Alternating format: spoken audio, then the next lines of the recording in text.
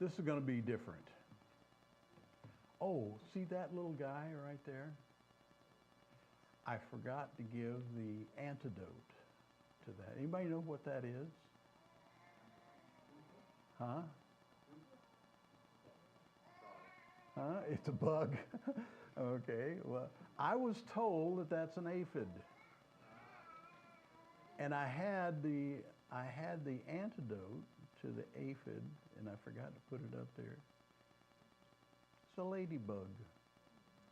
Wonderful little contrasting animals, creatures that God has made. That's such a cute little guy, but boy, he destroys tomatoes and everything else. Wow. Do I look hot? Okay. All right. Huh?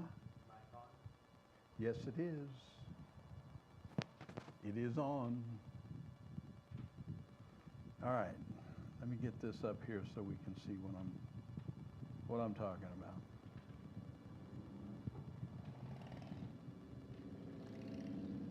Do we get it? No?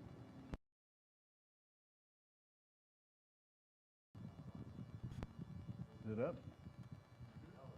Okay, there we go. How many cases of jealousy do you read about in the scriptures? It's like every page you turn, there's some kind of jealousy involved in the actions or reactions of people. And my thought throughout all of this is that jealousy destroys. But it's the but that I want to talk about this morning. Something we should always remember, regardless of what anybody around us does, is that in 2 Chronicles 16:9, we're told this about God's control of the world. For the eyes of the Lord move to and fro throughout the earth, that he may strongly support those whose heart is completely his.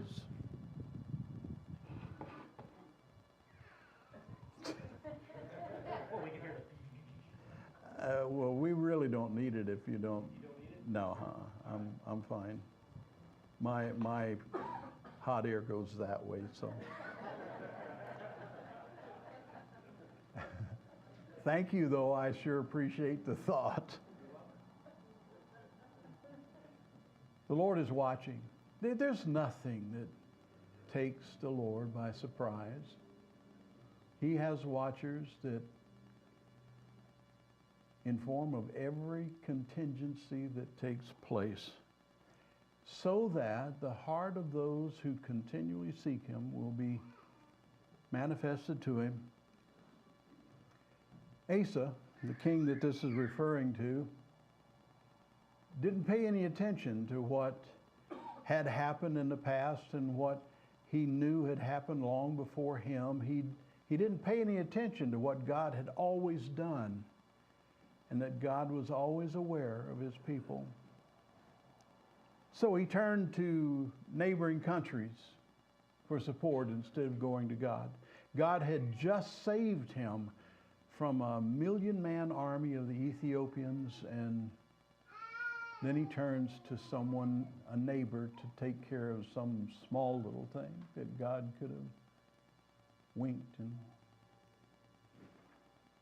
solved. Why do we do that? Why do we forget? And it's not just men like Asa that forget. It's men like Abraham, that stalwart individual that was willing to go and do what God asked in offering his son, that twice feared for his life because of his wife being beautiful. Even at 75 years old, she was beautiful. So what can we look at and what can we understand from the scriptures that will help us in our day-to-day living to not do the things that show our fear and our and our concern about what other people do to us and what more people have than us, and what happens when somebody doesn't like us, or when we're not invited to something, or just it's endless, the kind of things that we can get torn up about and think about and not recognize who is actually in charge. In Romans chapter 8 and verse 28, get a New Testament look at this thought. In Romans 8, Paul is dealing with a lot of why God did what he did. He says, and we know that God causes all things to work together for good to those who love God, to those who are called according to his purpose. There's nothing in the world that can be done that can separate us from the love of God. He's going to go on and talk about that in the end of this chapter, that nothing, no created thing can separate us from the love of God, which is in Christ Jesus. So why? Why do we get torn up about things that don't matter? No matter what the evil, no matter what the intensity of the evil, our magnificent Creator has the wisdom and the power to make all of that work together for good to his own. From this, I don't care how simple the solution is. I don't care how complicated the solution is. He has the ability to use the opposition's moves to our advantage. I'd like to talk about Joseph for a little bit. Joseph and those dreams that Joseph had. My first question was, why did God give this 17-year-old these dreams? Did the Lord not know that a 17-year-old is going to go to his older brothers and say, I had a dream? And we were all sheaves. It was harvest time. All the grain piled up in sheaves next to each other to be beaten later on. He has this dream where all of them come and bow down before him. And he tells them, I am better than you are. I don't know whether Joseph did that or not, but that was the end result of what happened. They were jealous of Joseph. But that jealousy, we're going to talk more about that. I want to read some things, and this is not going to be a very instructive until you take it home and you ruminate on what I've talked about. Joseph, so many things happened to Joseph. His father gave him that multicolored coat that was far and away better than anything any of the rest of them had. And I'm sure that he flaunted it to his brothers. It's kind of what we do when we have something nicer than someone else. We show it off.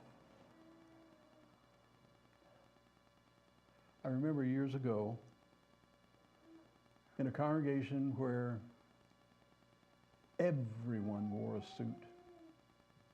Not just a suit, but vibrant suits.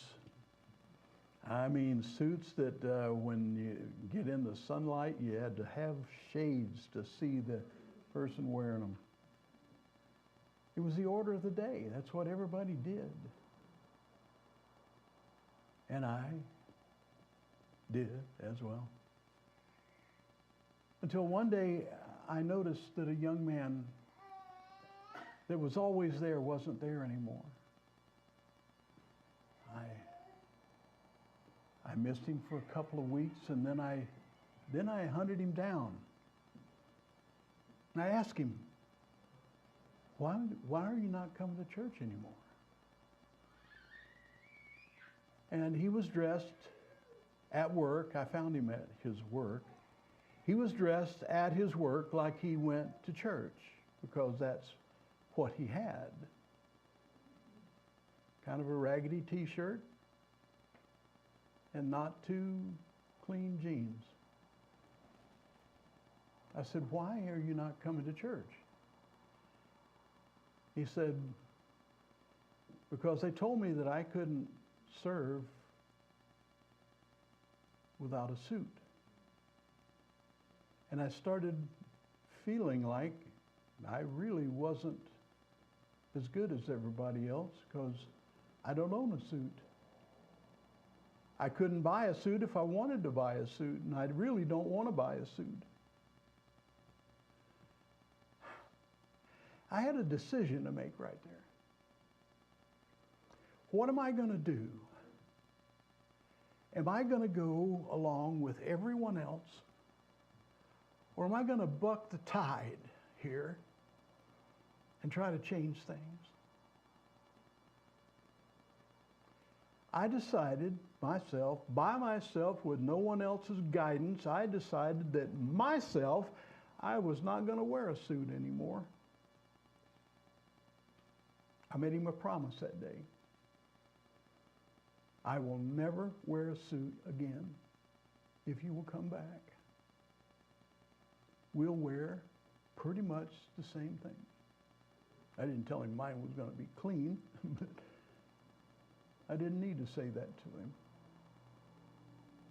So that was the last time that I actually wore a suit to preach there. Another 6 years that I preached there. But he came back and he stayed back because he really wanted to come. He just didn't want to be humiliated every time he came. That's what I love about here. You don't put on airs like that, but we do put on airs in other ways. Search your heart. Search your motives to see where you do what will run people away because they're not as good as you. Amen. We need to humble ourselves under the mighty hand of God. So I go back to the story of Joseph. In all of what he did, I see God as the instrument of him doing that because something had to be done that was going to save this whole family in the future. I don't have the kind of insight that I can plan that many moves ahead.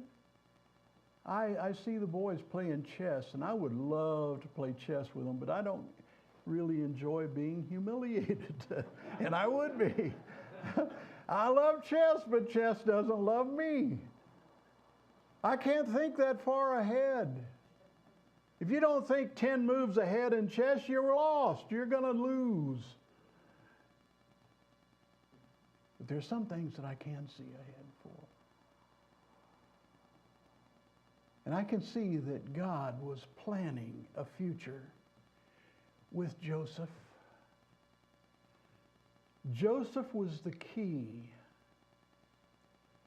He was the one whom Jacob loved more than all. Is that wrong? Raise your hand if you don't have, now listen to what I'm saying, if you don't have favorites among people. Raise your hand. Nobody's willing to say that? We all have favorites among people. The question is do we play favorites with people? Because it's the playing favorites that gets us into trouble. And people can generally see when we are playing favorites. Treat everyone the same as best we possibly can. So the Lord puts Joseph in this position where his brothers absolutely hate his guts. to put it mildly. So Jacob sends Joseph to check on his brothers. That's what Grayson read. He was out with his brothers, and he takes a bad report of his brothers back to Dad. Dad, you know what they're doing out there? Oh, ain't nobody likes a tattletale. And he was a tattletale. So Jacob sends him again to go check on his brothers. He didn't find them where he went, down in Shechem. So somebody told him they went to Dothan. Why is it that all of this happens the way it happens? Shechem wasn't on the route. Wasn't on the route of the caravan that would have the traders that would be there. So for some reason, the brothers took this flock to Dothan. Now, Joseph shows up. And his brothers are just madder than horned at this guy. And they want him out of the picture. He's getting all the glory. Dad doesn't care anything about any of us. It's all Joseph. If he'd have made us a coat, we might let him live, maybe.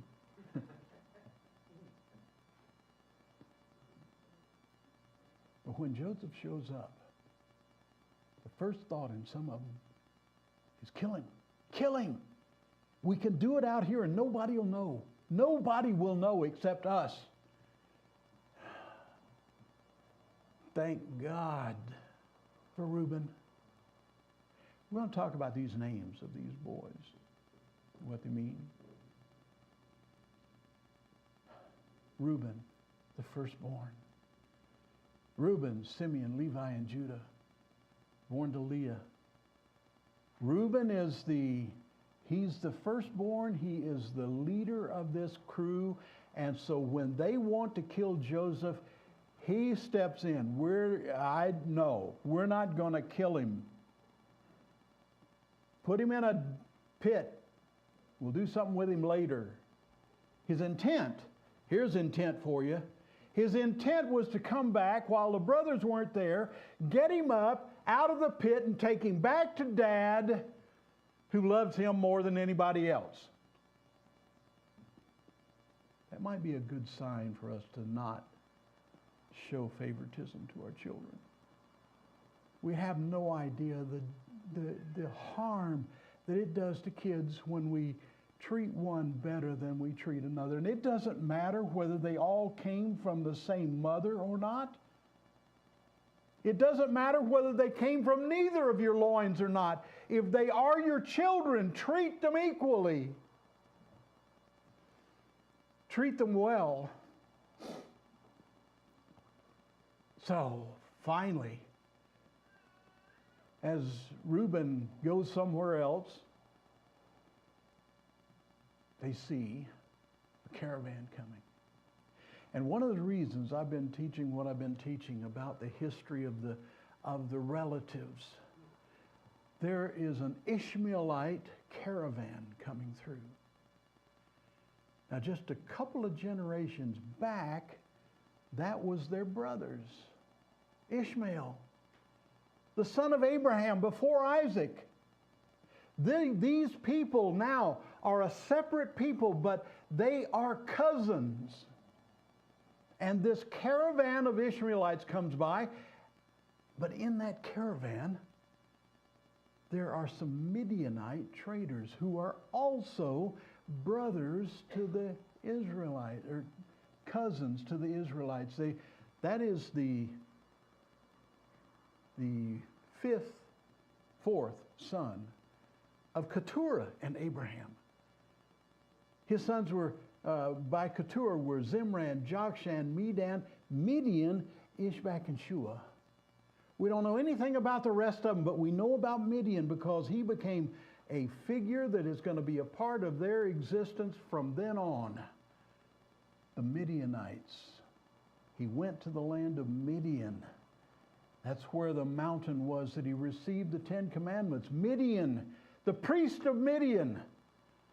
So this is important. And these are the people that they sell their brother to and send him to Egypt. But guess what Joseph says later on? He says, I know you had ill intent. He says, but it wasn't you who sent me there. It was God who sent me there to save you. And then those dreams about the sheaves and the sun and the moon and the stars bowing down to Joseph, then those things become a reality, and they understand now what those things meant way back then when they got so jealous of their brother they were willing to kill him in order to get rid of him. Wow. The connections that there are in this book that we will see if we just read and then ponder what we read, because it will enlighten the eyes of your heart so that you will know, as Paul wrote to the Ephesians, what is the hope of his calling, what it means to be what God inherits out of this world, and the surpassing greatness of his power toward us who do believe. The ones that he will make sure that all things work together for good to us if we love him with a whole heart. I'd like to turn to a passage in Genesis chapter 29. I want to read, beginning in verse 31 of this chapter. I want to read and show you what I see is the real harm in polygamy.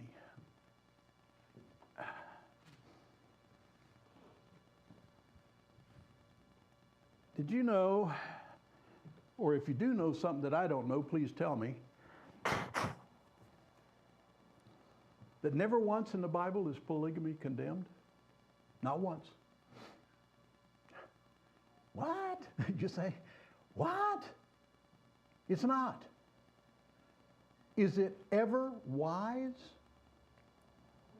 I don't think so, unless it's doing what God told you to do because you marry your brother's wife, that she didn't have any kids by your brother.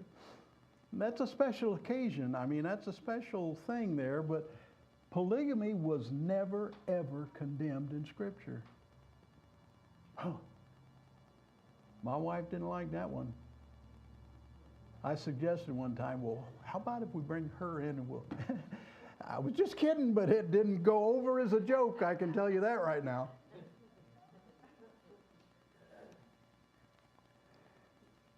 So Jacob went back to the land of his forefathers. He went back to Padan Aram, which would later become Syria, which would later become a thorn in their side because they didn't remember that they were brothers.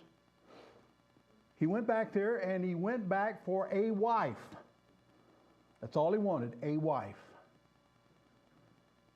And he met his crook uncle, Laban. What a jerk. He promised to work for 7 years for the woman that he loved. Everybody go, oh, that's really neat that he was willing to do that. On the wedding night, 7 years later, he gets the older sister. Now, I'm not quite sure how that happened. There must have been a little inebriation involved in this, because I think I'd have recognized my wife from her older sister. I guarantee you I would have recognized the difference. But then he got the older sister and had to work 7 more years for his love. He only wanted one. He wound up with not just 2, but 4, because Dad gave both of the girls a maid that then became a concubine, which is a wife that is owned by another wife. 4 women Jacob comes back from Padan Aram with when he only wanted one. We start in verse 31 here reading about this that creates all of this jealousy. Now the Lord saw that Leah was unloved. Leah was the older sister. She had weak eyes and evidently wasn't all that gorgeous. Rachel, it says, was beautiful of form and face. That was one that you go, wow, at. Then you have to watch to make sure that you don't look at her in lust. She's a beautiful woman. Leave it at that. The Lord saw that Leah was unloved, and he opened her womb. But Rachel was barren. Leah conceived and bore a son, and she named him Reuben. This is why I wanted this. Oops, that didn't do what I wanted it to do. Come on. Named him Reuben. Can you read that? Reuben means, behold, a son. Now, why is she naming children that have something to do with the jealousy? Because she's a wife, but she knows she's not the one that he wanted.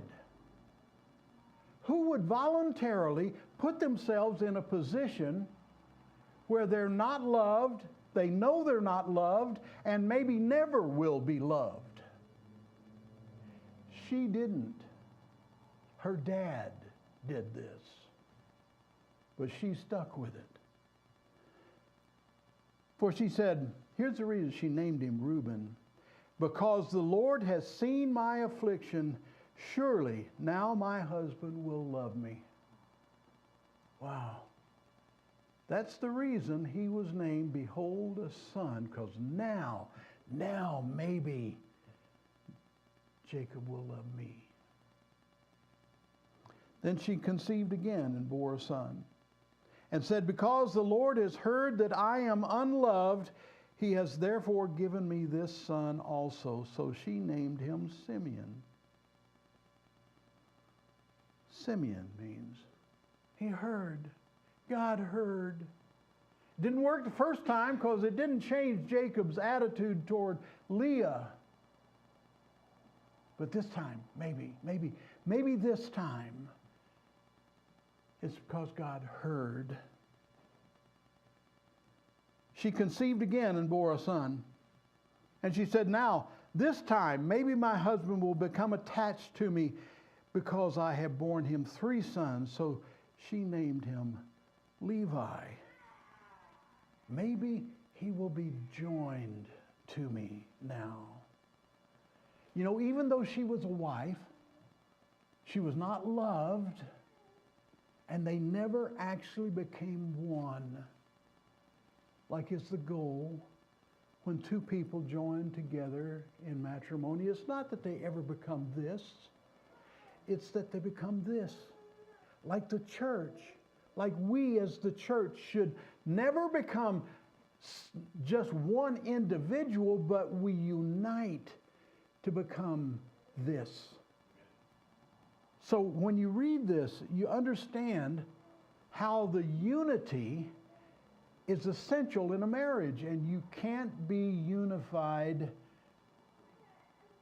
like with polygamy. It just doesn't work. And anybody that can't read this story and recognize that in the New Testament church, you do not want a man who doesn't have enough wisdom to know that one woman is all you can handle. Come on, guys. It's not talking about divorce. It's not talking about somebody after the first one dies. This is talking about the polygamy that was destroying the unity of marriage. Then she stopped bearing. It's over. It's done. Now, when Rachel saw that she bore Jacob no children, she became jealous of her sister. Oh, here it goes again. Here comes the jealousy again. And she said to Jacob, "Give me children or else I die." Woman, she turns to Jacob. Jacob turns to her and it says his anger burned against Rachel. He says, "Am I in the place of God who has withheld from you the fruit of the womb?"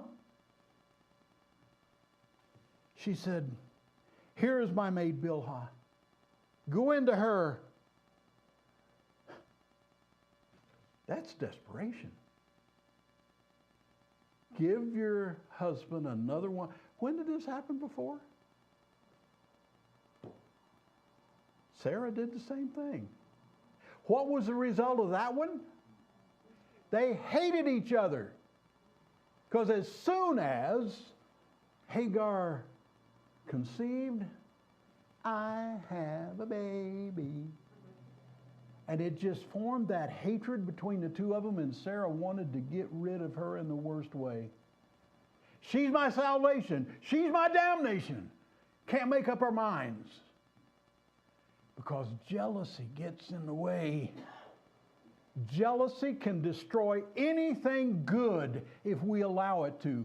Churches have seen their demise simply from jealousy. Nip it in the bud. Bud.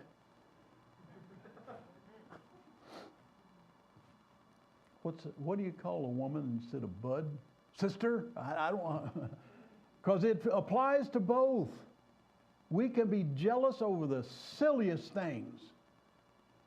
I remember one time, in my first full-time work, there was an old fellow who had led singing most of the time. He went on an extended vacation, and during that extended vacation, somebody took his name off the roster. When he came back, you would have thought somebody had committed genocide. There was no way on this earth that could be made up to that man, because he was so offended that his name was taken off of that.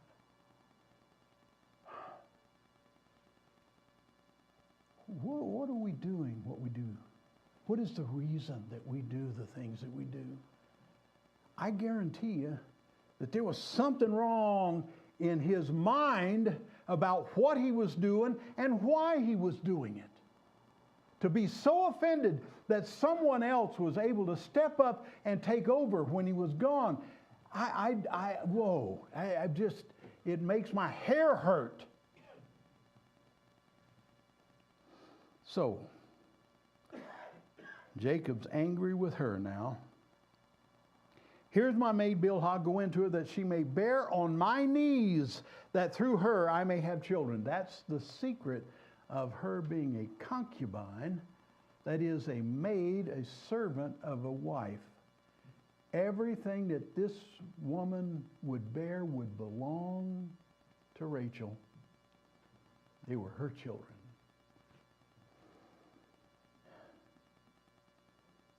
So she gave him her maid Bilhah as a wife, and Jacob went into her, and Bilhah conceived and bore a son. Then Rachel said, "God has vindicated me and has indeed heard my voice and given me a son." Therefore she named him Dan. Dan, a judge. That's not judge like the judge that sits on the seat in a courtroom. This is a vindicator. This is somebody that makes it okay, that makes everything all right. Your name has been cleared. You've been vindicated. Found innocent. Now, this is what this says. So, Dan, he's a famous man later on. Daniel. What happens when you put EL on the end of Dan? It means God is my judge. Well, God judged her, vindicated her, and gave her a son. So now, what difference is this going to make? So Rachel said, with mighty wrestlings I have wrestled with my sister, and I have indeed prevailed. Oh, I skipped over the part where Bilhah had another one here. So she says, I've won again. I wrestled with my sister and I came out on top. So she named him Naphtali, which means wrestlings, great wrestlings. When Leah saw that she had stopped bearing, she took her maid Zilpah and gave her to Jacob as a wife, and Leah's maid Zilpah bore Jacob a son. Then Leah said, how fortunate! And she named him Gad. Egads. How fortunate! How happy am I? That's the name of the next one. Zilpah gave Leah another one, Asher, which means happy. Happy. Now I'm smiling. Now I'm smiling. All of these things, every one of these children have names that reflect the jealousy that is because there's 4 of them and 1 man. Oh. I'm going to stop there with those. Well, no, we can't stop there. Now, in the days of the wheat harvest, Reuben, he's the first one. He's a good guy. Reuben's a pretty good guy. And so was Judah, because Judah's the one that saved Joseph the last time before he was sent to Egypt. In the days of the wheat harvest, Reuben went and found mandrakes in the field and brought them to his mother Leah. Mandrakes. 2 things in the Bible that describe this. One is in Ecclesiastes, the last chapter. It talks about when the caperberry is ineffective, when you get so old that there's no chemical solution for being old. You're not ever going to have that relationship with a woman again. There were 2 things, mandrakes and caperberries, that were the order of the day that solved that problem for a while. He found these mandrakes, and Rachel said to Leah, please give me some of your son's mandrakes. But she said to her, oh, this is interesting. Who does she know? Who does Leah know that Jacob wanted as a wife? I mean, there's no secret here. He wanted Rachel, worked 7 years for Rachel and got Leah, and then worked 7 more for Rachel again. But here's what Leah sees in this. She said to Rachel, is it a small matter for you to take my husband? And would you take my son's mandrakes also? My husband. Has she been living in a vacuum here? She knows who Rachel was going to be, Jacob's wife. But she was willing to go along with it. So it goes on, and Leah winds up having 2 more children. Zebulun.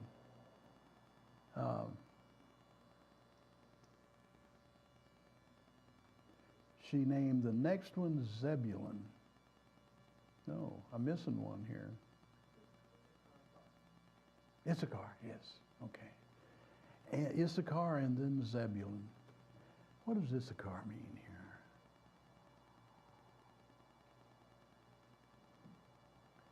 there is recompense. Finally, I get my glory. What a sick way to name your children. After jealousy, that just, man, I can understand Native Americans naming their children after things that mightn't matter. Candy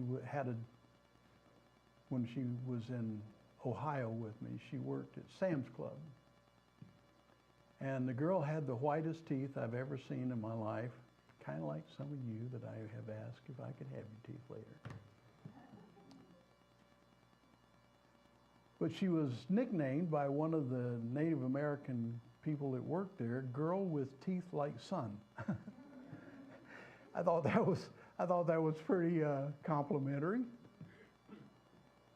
When names mean things, it's a good thing. But when you name somebody based on the sound of the word, that doesn't work too well when it translates into a different language.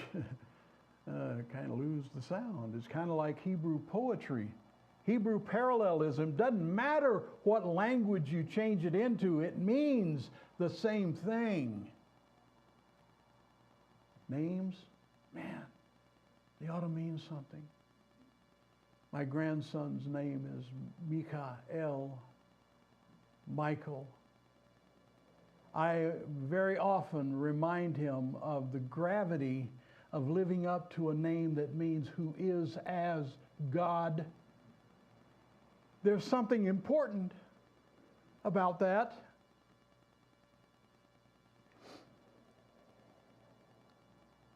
So, we get down to where in verse 22 that God remembered Rachel. God gave heed to her and opened her womb, so she conceived and bore a son, and said, God has taken away my reproach. So she named him Joseph. Jehovah has added. This was probably the best name out of all of them that we have. Finally, Jehovah has added.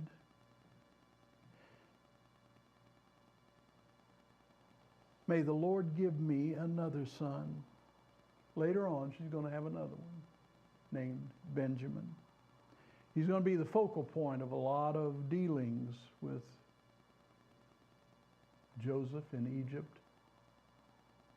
He's going to be the last one belonging to the woman that Jacob wanted as his wife. All of these names had to do with how they related to one another. What's interesting about this is that they together, all of these four families, I guess you have to call them four different families, became one because they became the 12 sons of Jacob. It's not even dealing with the mothers.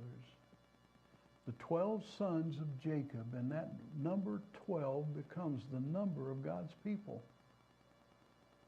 And from that time on, actually from Genesis chapter 16 and 19, where the angel said that he was going to make Ishmael the father of 12 princes, the number 12 refers to people. And it's going to refer to people all the way through the book of Revelation. So anytime you see the number 12, it doesn't necessarily mean it's not one in between 11 and 13. But it means, most likely, it has something to do with God's people. Consider that as you read it.